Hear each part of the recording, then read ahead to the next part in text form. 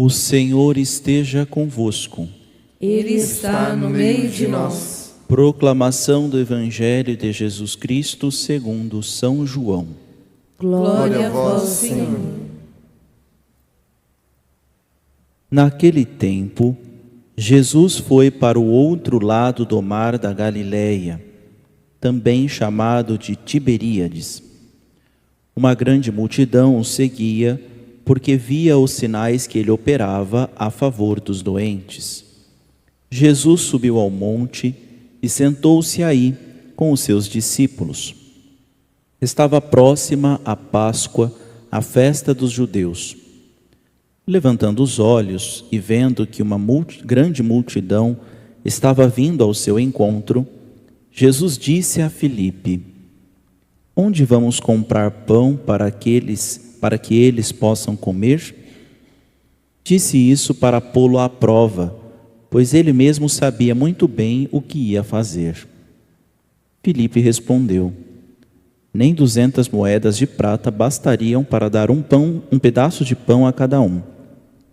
Um dos discípulos, André, o irmão de Simão Pedro, disse: Está aqui um menino com 5 pães de cevada e 2 peixes. Mas o que é isso para tanta gente? Jesus disse: Fazei sentar as pessoas. Havia muita relva naquele lugar, e lá se sentaram aproximadamente 5.000 homens. Jesus tomou os pães, deu graças e distribuiu-os aos que estavam sentados, tanto quanto queriam. E fez o mesmo com os peixes. Quando todos ficaram satisfeitos, Jesus disse aos discípulos: Recolhei os pedaços que sobraram, para que nada se perca.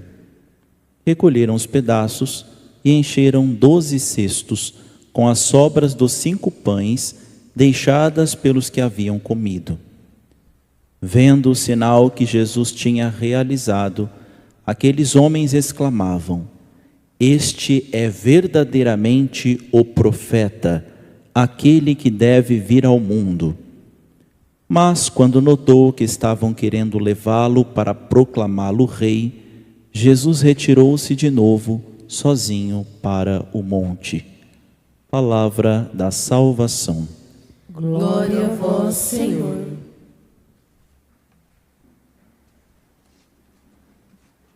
Caríssimos irmãos e irmãs, iniciamos hoje, com esta liturgia da palavra, o Evangelho do Pão da Vida.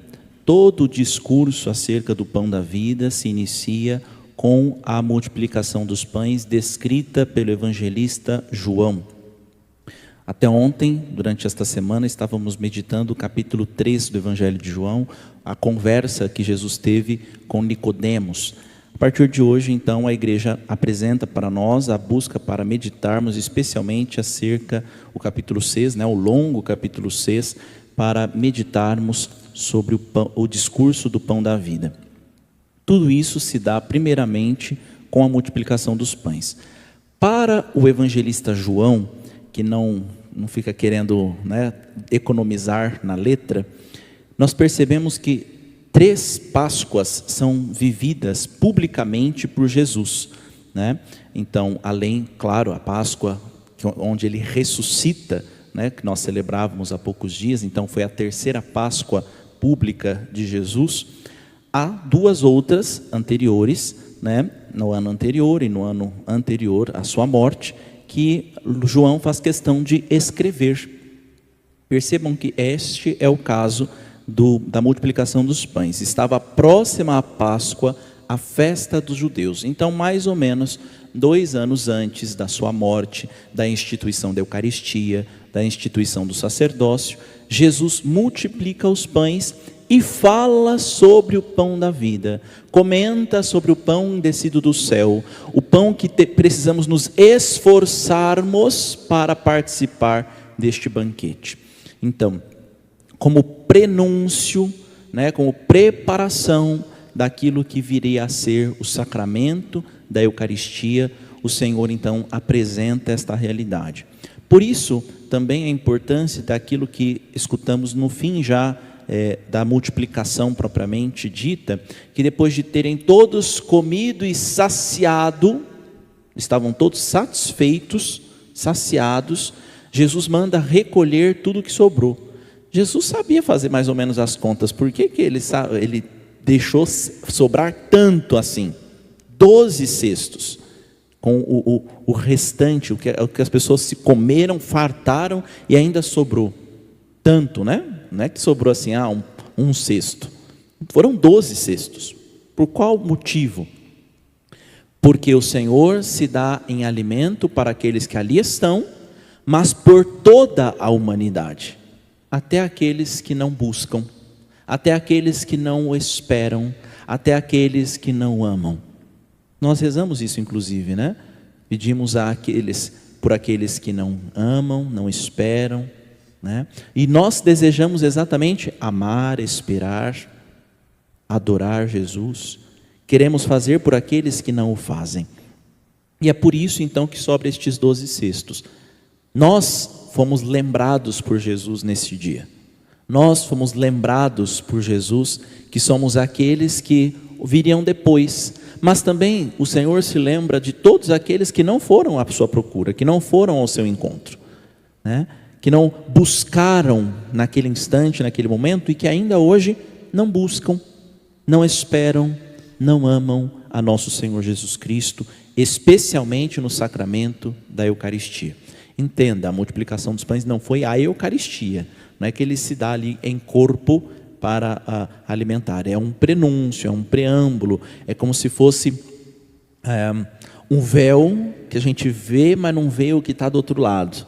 Então aquilo que seria instituído, o Senhor então antecipa como uma espécie de preparação daquilo que iria ser vivido pelos apóstolos particularmente, mas depois aberto para todos os discípulos, para todos os seguidores, para todos os cristãos, como nós fomos depois sendo reconhecidos.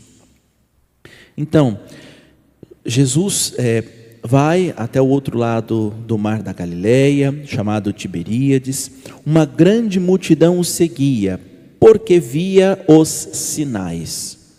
Então, qual era o motivo que seguiam Jesus? Não porque acreditavam que ele era o Messias, mas porque via os sinais que ele realizava, especialmente a favor dos doentes. Depois, reconhecem até que Jesus é o profeta. Quando vão perguntar para João Batista quem ele era, se ele era o profeta, ele diz que não, ele é um profeta. O profeta é Jesus, né? O profeta, aquele que deveria vir ao mundo, o prometido a nós, o Messias. Acontece que o povo esperava que o profeta iria governar fisicamente, politicamente Israel. Jesus quer reinar muito mais superior, de uma forma muito mais, infinitamente mais superior do que uma questão política. Também politicamente, é o reinado social de Cristo que nós conhecemos, né? Se ele reina em nós, nós somos convidados a governar as cidades, os estados, os países, né? Os cristãos são convidados a vivenciar esta realidade política e por isso fazer com que o reinado social de Cristo aconteça. Mas ele mesmo não tinha este desejo, porque era superior, a sua vinda era superior a uma questão política, né? E por isso então o Senhor se afasta, deixa todos ali e vai para o monte rezar. Depois de rezar ele volta e dá então e faz o discurso do pão da vida. Então nesta toada buscam Jesus pelas coisas visíveis e não por segui-lo, tanto que depois do discurso muitos começam a deixar de seguir Jesus. São palavras muito duras, quem poderá ouvi-las, né? Não, acho que a gente não quer muito isso aqui não. Então, enquanto a gente vê coisas, sinais, prodígios que nos agradam, então tudo bem, vamos seguir Jesus. Quando começa a exigir um pouquinho mais da gente, quando começa a falar, olha, tem que seguir mesmo, aí eu já não quero muito. Aí eu já acho que não é tanto assim. Para que tudo isso? Né? Então a gente precisa estar atento a estas realidades também, buscarmos verdadeiramente esta realidade. Disso, portanto, nós conseguimos encontrar no Salmo 22 ou 23 em algumas Bíblias, que é aquele salmo do bom pastor, né? O pastor que leva as ovelhas para pastagens verdejantes, para a água corrente, né?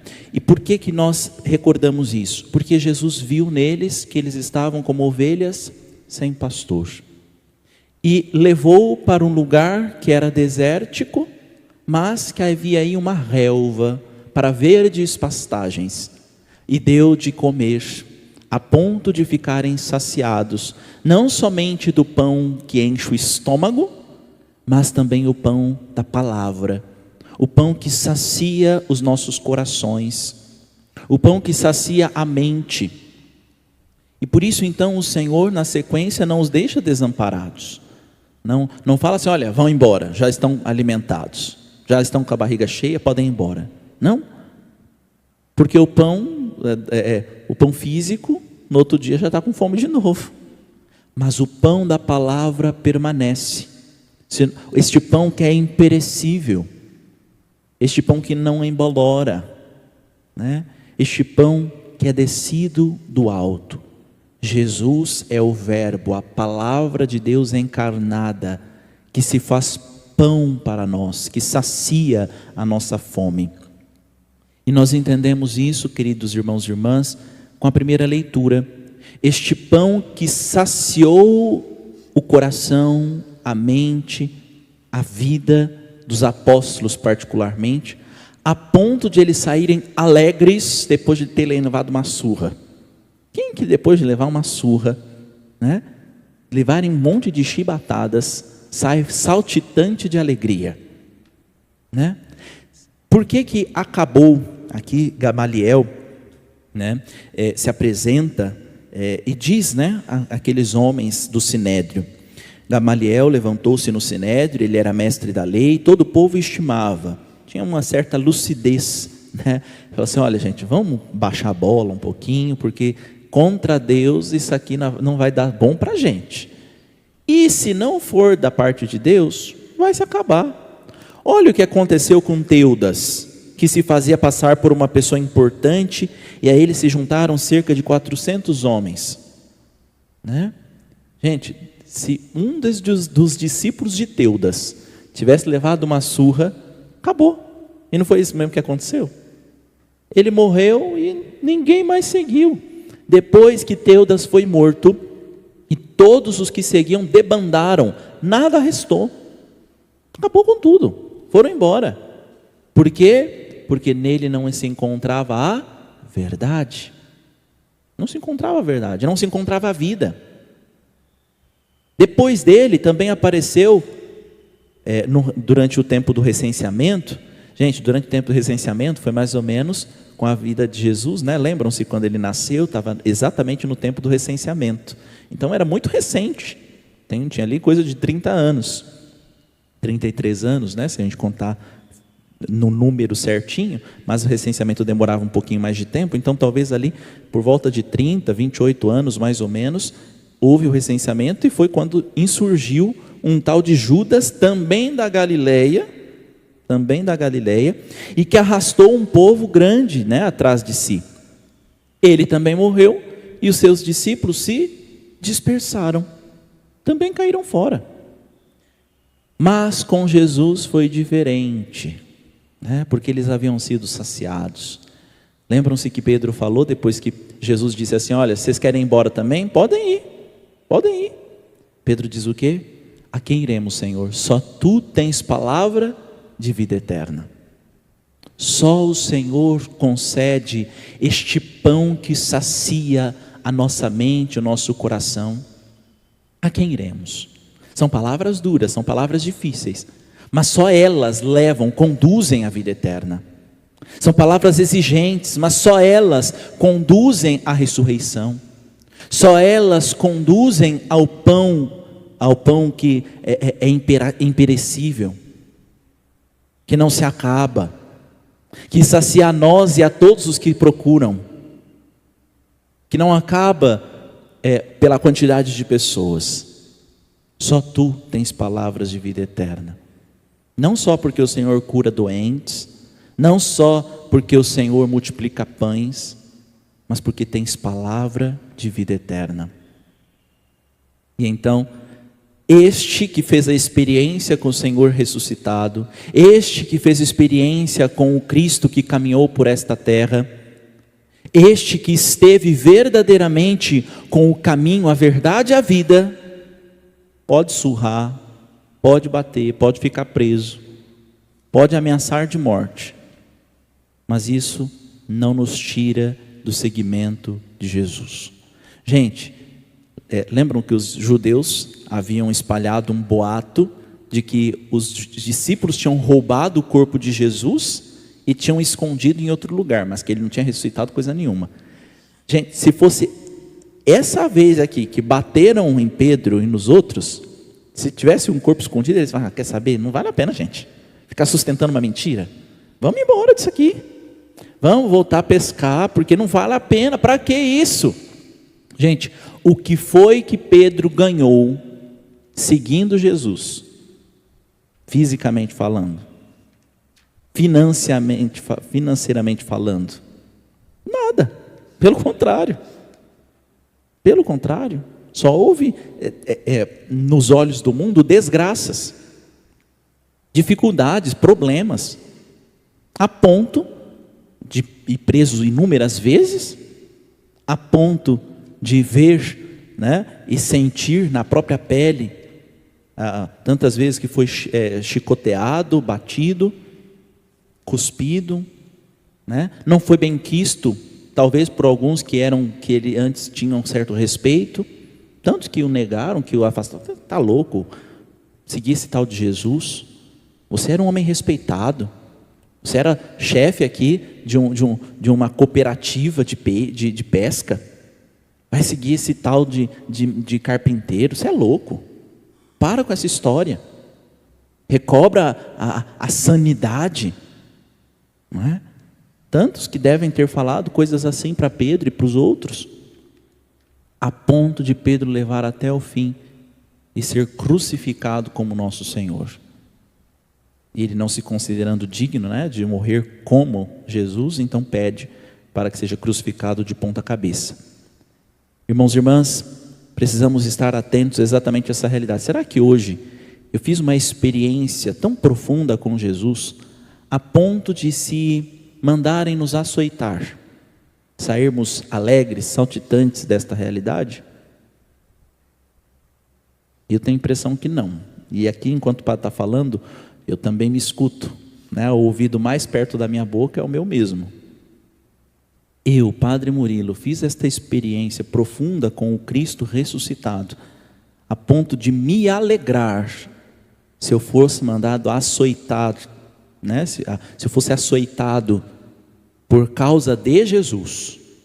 Não estou dizendo aqui por causa de pecado, por causa de bobagem que eu fiz, de coisas, não estou falando de pecado e coisas que eu tenha feito, mas simplesmente pelo fato de eu ser padre, por exemplo.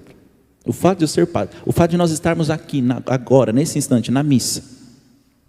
Aqui no Brasil, os protomártires do Brasil, que aconteceu no Rio Grande do Norte, o martírio, eles estavam na missa.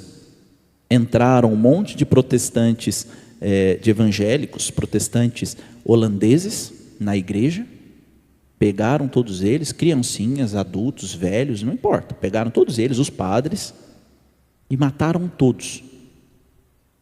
Um deles, Mateus Moreira, que era leigo, amarraram na frente da igreja, assim, cortaram as costas dele e arrancaram o coração com ele vivo ainda.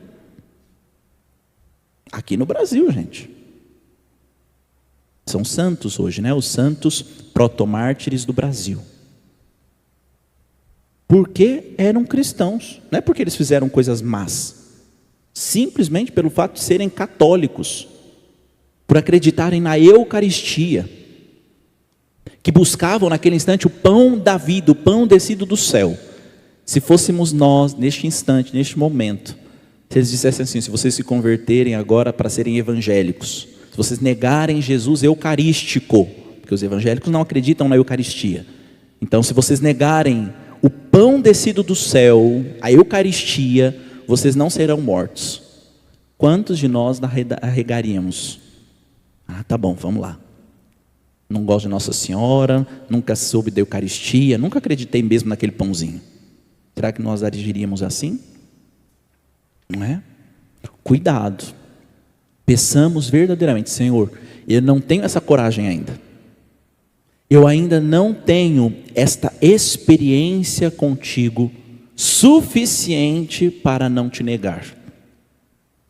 Então dá-me a graça.